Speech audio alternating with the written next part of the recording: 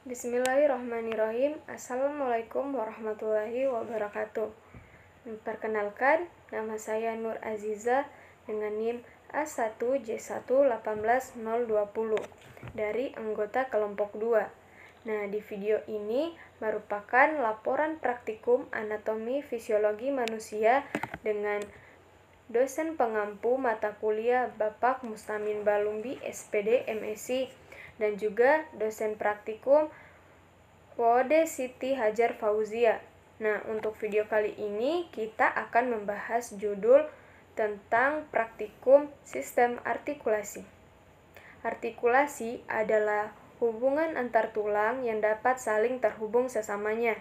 Sendi merupakan bagian tubuh yang menghubungkan tulang-tulang kita meskipun fungsinya sebagai penghubung antar tulang.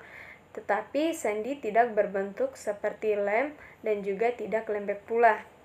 Nah, fungsi utama dari sendi yakni memberikan fleksibilitas dan pergerakan pada tempatnya, juga sebagai poros anggota gerak.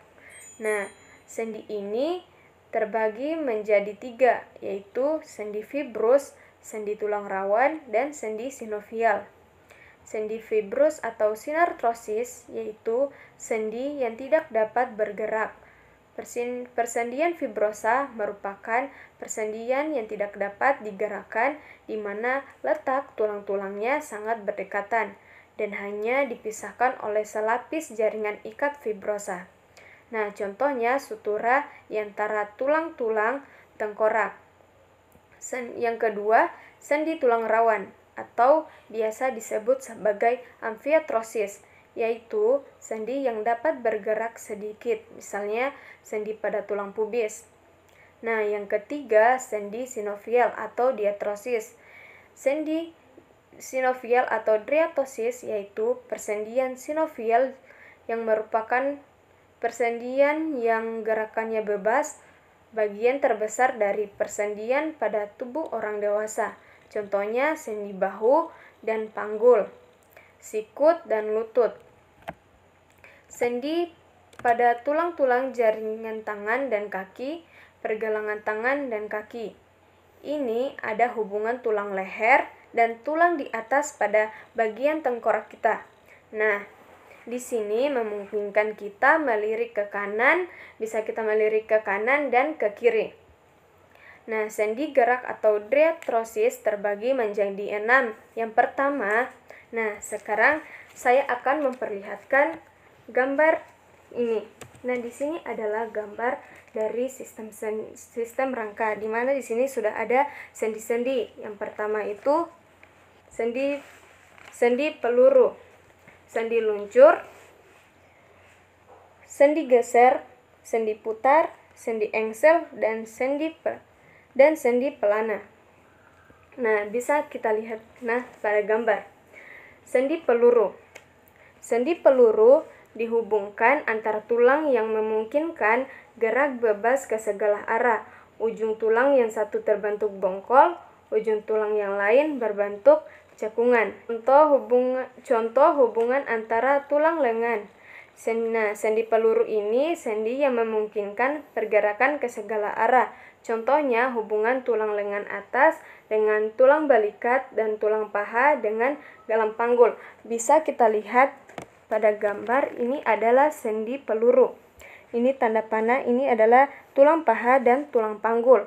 Inilah yang dinamakan sebagai sendi peluru. Nah, yang selanjutnya sendi luncur.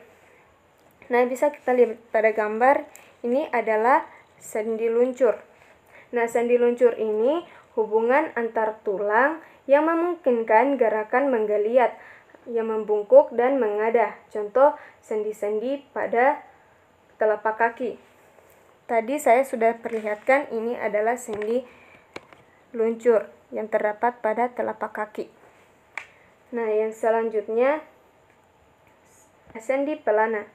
Sendi pelana artikulasi yang gerakannya dua arah seperti orang naik kuda di atas pelana.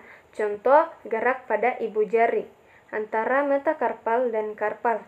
Bisa kita lihat pada gambar ini adalah sendi pelana yang terdapat pada ibu jari. Sendi pelana juga adalah sendi yang memungkinkan beberapa gerakan rotasi namun tidak ke segala arah. Contoh hubungan tulang telapak tangan dan jari tangan. Nah, yang selanjutnya adalah sendi engsel. Ini hubungan yang gerakannya satu arah seperti engsel pintu. Contoh sendi pada siku, lutut, mata kaki, ruas-ruas jari, dan sendi yang memungkinkan gerakan satu arah.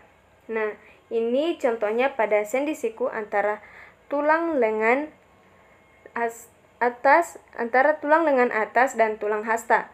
Ini bisa kita lihat pada anak panah ada dinamakan sendi engsel.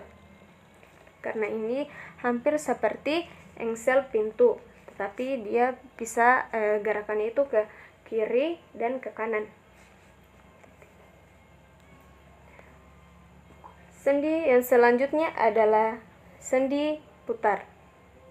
Sendi putar jenis hubungan antar tulang yang menimbulkan gerakan memutar atau rotasi tulang, yang satu mengitari tulang yang lain. Hubungan antara tulang hasta dan tulang pengumpil, antara tulang pergelangan tangan dan pergelangan kaki. Nah, sendi putar ini juga merupakan sendi yang memungkinkan gerakan berputar. Contohnya hubungan tulang tengkorak. Bisa kita lihat, ini adalah sendi putar yang memungkinkan bisa menoleh ke kiri, ke kanan, ke atas, dan ke bawah. Yang selanjutnya adalah sendi geser atau sendi yang kejut. Hubungannya yang gerakannya menggeser. Contoh hubungan antara tulang pergelangan tangan dapat ditemukan pada bagian ruas-ruas tulang telapak tangan. Ini adalah sendi geser, bisa kita temukan terhadap ruas-ruas telapak tangan. Nah, di sini bisa digerakkan sehingga dinamakan sendi geser. Nah, mungkin itu dia penjelasan dari video praktikum saya. Kurang dan lebihnya mohon dimaafkan. Dengan akhir kata, wabillahi taufiq wal hidayah. Wassalamualaikum warahmatullahi wabarakatuh.